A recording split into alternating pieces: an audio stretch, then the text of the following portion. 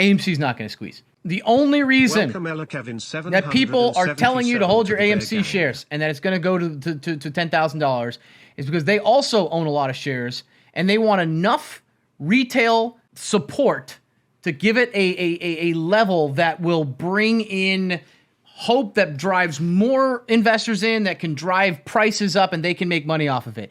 Either that or B, they know that you have so much hopium that you'll keep watching their fucking show that tells you every day about why AMC is going to the moon, all the while making money off of you from ad revenue or whatever, and you're stuck, okay?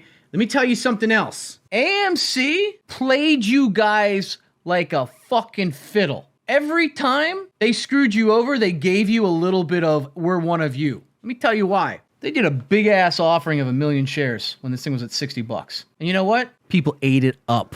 They made millions off of it. Stock didn't even drop. And just when people started getting suspicious, guess what? Hey, we're going to start accepting Bitcoin. Yay! Ape Gang, we're one of them. Hey, we're going to hit you guys with another offering. Oh, shit. Yeah, we're floating more shares in there. You know that MOAS that you need everybody to hold and float? Yeah, we're gonna add more shares to that. We're going to make more money off of it. But hey, we might let Dogecoin. Maybe. Yay! Yay! They're one of us. We're going to the moon. After they paid all their bonuses off, and they literally got themselves out of almost $1 billion in debt. Retail traders paid off their debt for them. This is a company that before COVID was so goddamn far in debt that there was rumors that they might get bought out. But they bailed them out. And they're like, how do we keep this going? Keep pretending to give a shit about them. Hey, AMC holders, you can get a free popcorn. Yay, they're one of us. Fuck it, keep them buying. Keep offering them. Then AMC dropped all the way down. And you know what they did with all that money? They took the money, they paid off their debt, and you know what they did with all the money that you guys gave them? They bought back their own shares at a discount with your money. Which, what did that do? Drove the price back up. But notice how we're getting lower highs each time? Institutionals are out, or they're shorting the shit out of it. If before COVID, this stock was $3 and $1 billion in debt, and that was before every single industry and every corporation that's in broadcasting had its own streaming service, so you don't have to go out. HBO Max, same day streaming. Disney, same day streaming. You know all those movies that were making billions and billions of dollars? Yeah, people don't have to leave home.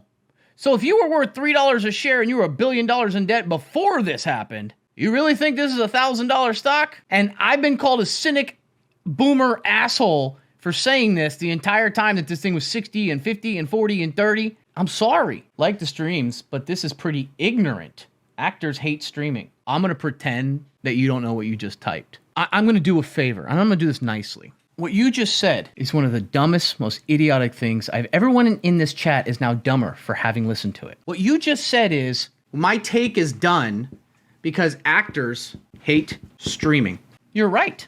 You know who else used to make sales from physical copies that went to streaming? Musicians. You know who hated when their music went from records, CDs, and tapes to streaming? Musicians. But guess what? That didn't stop it. When's the last time you bought a CD or a cassette? Doesn't matter how much they hate it. Future's the future, my friend. Because it's not the artists that decide where something goes. It's the consumer. And in this case, the market decided that they didn't want to go out and overpay and buy something that's physical when they can have it in the comfort of their home and their time frame. And that's where we're going now. Just like cable went to cutting the cord. Sure, you'll have concerts. People want the live experience. You'll still have people that go to the theater. I'm not denying that at all. But you're going to see less and less of a box office thing that we used to have. Now, will there be nostalgia? Will there be people that adapt to it? Sure. I mean, records made a comeback, right? I understand nostalgia and things come back in cycles, and it's totally cool. I get it. Musicians had to deal with it. Actors will have to deal with it. Now, there's going to be a lot of choppiness in the meantime. And so there's going to be a lot of that because there's a lot of growing pains, just like we saw with musicians that sued a bunch of streaming platforms and beating like LimeWire and Napster and all those. And we'll see it right now. We saw Scarlett Johansson sue Disney for the thing and they won. There's going to be some of that. It's growing pains, but it's going to move to the future.